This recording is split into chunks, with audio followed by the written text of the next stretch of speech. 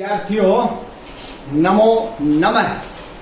रुचिरा भाग 2 कक्षा 7वीं के अंतर्गत हमने विद्या ध्यानम पाठ के शब्दार्थ और उसका सरलार्थ बहुत अच्छे से कर लिया है।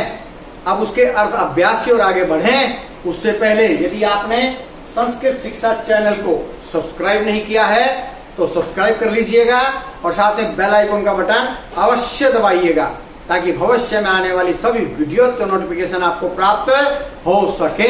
इसी के साथ लाइक और शेयर करना भी मत भूलिएगा। तो चलिए चलते हैं विद्या ध्यानम पाठ के अर्ध अभ्यास की ओर। अभ्यास है अभ्यास। प्रश्न पढ़ते हैं। नंबर 1 प्रश्न, उपयुक्त कथनानाम समक्षम, उचित कथनों के सामने आम हाँ, अनुपयुक्त कथनानाम समक्षम, अनुपयुक्त अनुचित या गलत कथनों के समक्षम सामने न इति लिखत न लिखो। यानी कि जो ठीक है उसके सामने लिखना है आम, जो गलत है उसके सामने लिखना है न। तो इन खानों की कोई जरूरत नहीं है। हम वाक्य लिखेंगे, वाक्य के आगे डैश लगाएंगे, डैश के आगे जो ठीक है उसके आगे लिखेंगे आम, जो गलत है उसके आगे लिखेंगे न। तो चलिए, विद्या राजसु पूज्यते, राजाओं में विद्या की पूजा की जाती है। बिल्कुल की जाती है। तो इसका मतलब भी क्या है आम। आम मतलब हाँ ठीक है भाई। वाग भूषणम भूषणम न, अगर वाग भूषण भूषणम तक होता तो ठीक है, अब इसे न लिख दिया तो ये नहीं हो गया। वाणी का आभूषण आभूषण नहीं है जबकि वो आभूषण है, तो इसका क्या लिख देंगे न, नहीं है, गलत है ये। विद्या धनम सर्वधनेषु प्रधानम, विद्यारूपी धन सभी धनों में प्रधान है, ये बिल्कुल ठीक है। इसलिए इसके आगे क्या लिखेंगे आम।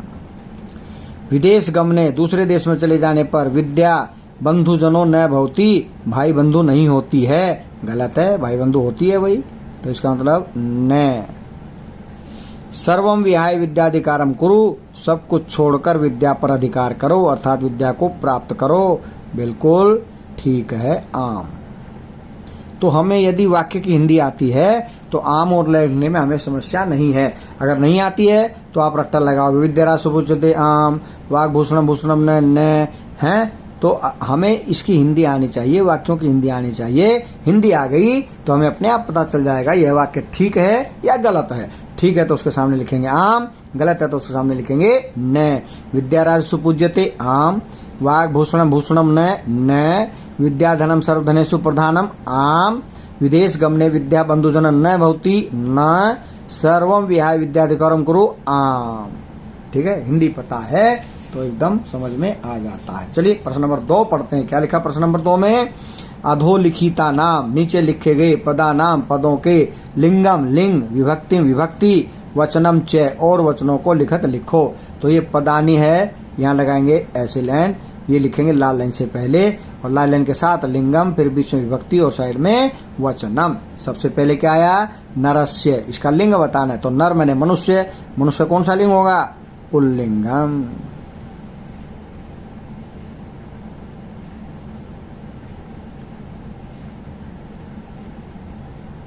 पुल्लिंगम, ठीक है।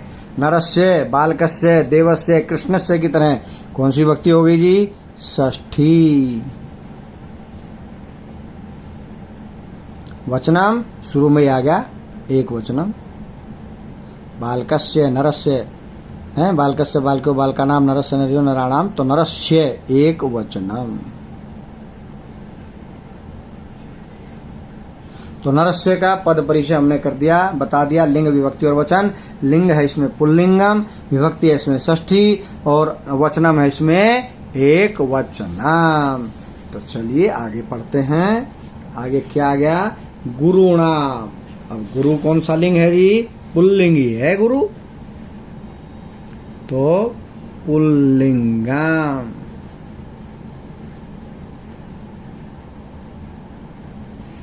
तो गुरुणाम षष्ठी का बहुवचन है, तो षष्ठी विभक्ति है भाई। पहले तो विभक्ति बतानी है हमने, षष्ठी।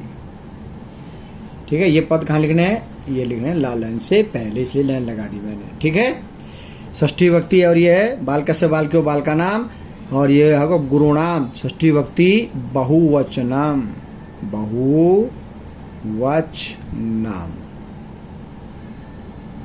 षष्ठी विभक्ति बहु वचनम, षष्ठी विभक्ति बहुवचनम हो गया। ठीक है, आगे बढ़ते हैं।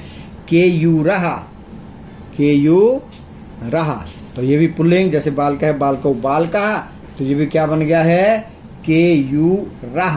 तो केयूरा कौन सा हो गया, पुल्लिंगम हो गया। ऊपर की तरह ही लिख देते हैं इसको, पुल्लिंगम। जैसे बनता है बालकः, बाल का बाल को बाल का, तो प्रथमा विभक्ति हुई, प्रथमा। वचनाम बहुवचनाम,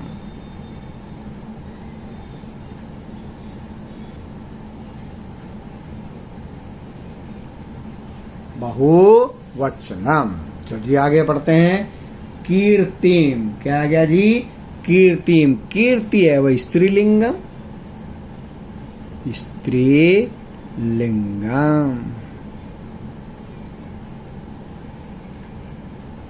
कीर्तिम स्त्रीलिंगम, विभक्ति है इसमें द्वितीया, जैसे मुनिम वैसे कीर्तिम द्वितीया।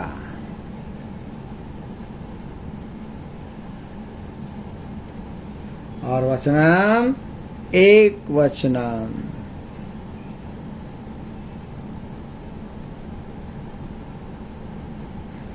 चलिए आगे बढ़ते हैं। भूषणानि, पुस्तकम पुस्तके, पुस्तकानि नपुंसक लिंगम, नपुंसक लिंगम, नपुंसक लिंगम।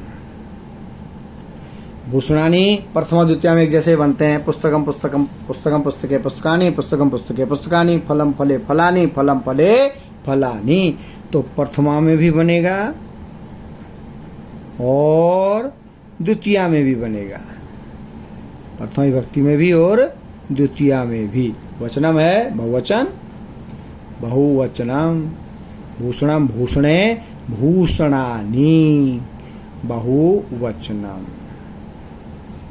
तो चलिए पढ़ते थे। गुरुनाम पुल्लिंगम षष्ठी बहुवचनम, केयूरः पुल्लिंगम प्रथमा बहुवचनम, कीर्तिम स्त्रीलिंगम द्वितीया एकवचनम, भूषणानि नपुंसकलिंगम प्रथमा द्वितीया बहुवचनम। चलिए पहुंचते हैं प्रश्न नंबर 3 पर। प्रश्न नंबर 3 क्या बोल रहा है जी, श्लोकांशान योजयत, श्लोक के अंशों को जोड़िए।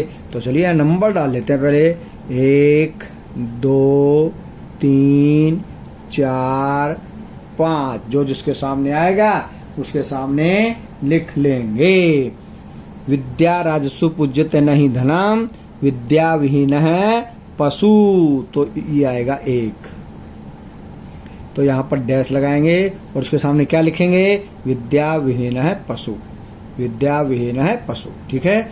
नंबर 2, केयूरा ने विभूषयन्ति पुरुषाम, हारा न चंद्रोज्ज्वल, ये आएगा दूसरी लाइन के सामने, यानी कि इस दूसरी लाइन के सामने कौन सी लाइन, ये वाली दूसरे नंबर वाली लाइन, जिसके सामने जो आएगी वही नंबर वाली, हारा न चंद्रोज्ज्वला। चलिए पढ़ते हैं नंबर 3, न चोरहार्यम न च राजहार्यम, न भ्रातृभाज्यम न च भारकारी, ये आएगी तीसरी लाइन इसके सामने। इसके सामने क्या लिखेंगे, न भ्रातृभाज्यम न च भारकारी। आगे बढ़ते हैं।